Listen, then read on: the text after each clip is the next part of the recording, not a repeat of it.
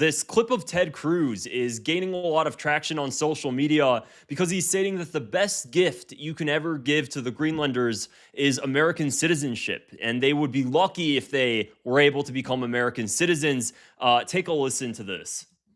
Greenland, on the other hand, I think is a very serious policy proposal. Yeah. I'll tell you, I had a conversation this week with the Danish ambassador to the United States. And look, Denmark's a little freaked out by all this conversation. Yep. And I'll tell you what I told the ambassador. I said, listen, Denmark is our friend. You are our ally. You will continue to be our friend and ally. But friends and allies can have conversations. And the ambassador said, well, Greenland's not for sale. I said, that's fine. Everything's for sale. We're going to have a conversation.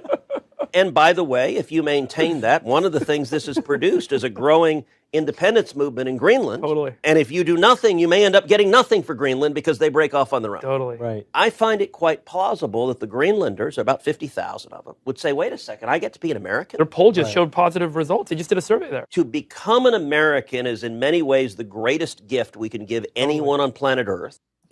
So I mean, well, first off, I'll just tell you guys exactly what the numbers say. The numbers say that 85% of Greenlanders do not want their island to become part of the United States.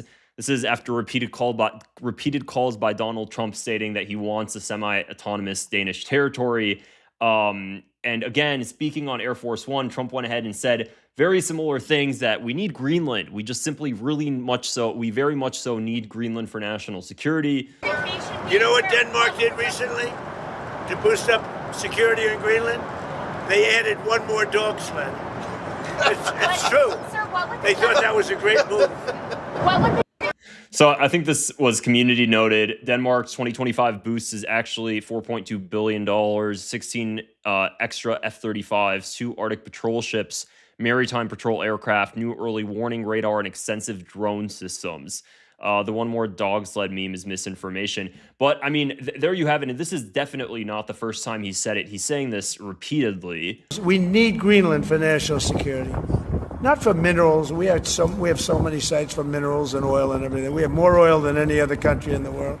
We need Greenland for national security. And if you take a look at Greenland, you look up and down the coast, you have Russian and Chinese ships all over the place.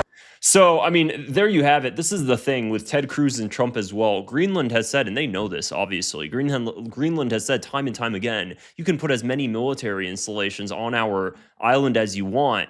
What you could extract as many minerals, we'll make deals with you guys, but it's every single time it's like, no, we have to have the island. We have to have the island. So it makes you beg the question, okay, if it's really for national security, you can do everything that you want for national security already. It doesn't seem like they're opposed to it. They've been saying repeatedly, we're not. It's really the annexation thing they're so set on. And it makes you wonder, why is he so obsessed with annexing an island if they're saying repeatedly everything that you want to do for national security, you can do without annexing it? Well, I mean, honestly, just based on the way Donald Trump acts, just based on his personality, and we've seen this time and time again, I truly just believe it comes down to an ego trip. I think he just wants to be known as the president that expanded America's borders.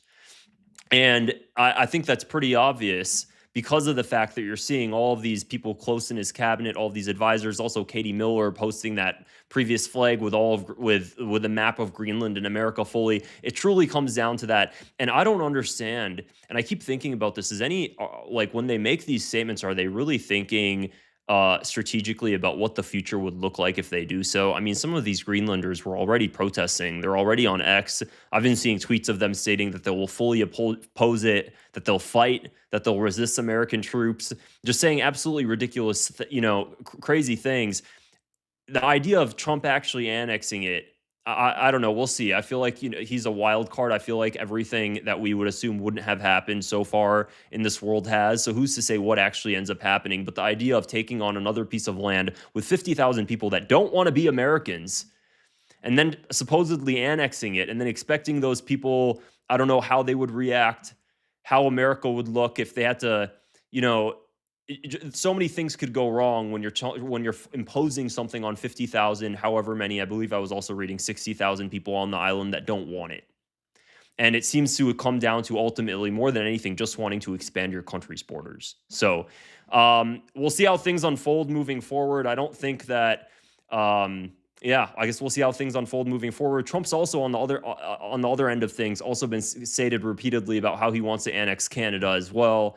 and he's made a lot of controversial statements, really inflamed Canadian officials posting maps of the United States and Canada combined with the American flag, and not just posting them on Truth Social, but then also going on his own Instagram account and posting a photo stating, "Oh, Canada." I believe he did this like a year and a half ago or something, stating, "Oh, Canada," and just really garnering up their their anger. End up leading to a wave of Canadian nationalism where they stopped buying U.S. products. U.S. products were boycotted in Canada for the longest time, started hurting trade relationships with Canada, and we saw the same thing. So is it going to actually end up happening? Absolutely not. Absolutely not. However, it's just the nudging of it, I feel like, is causing more problems than it's actually doing good, because everything that you want for national security interests could be done without this push to annex something. So those are my 2 cents. Let me know what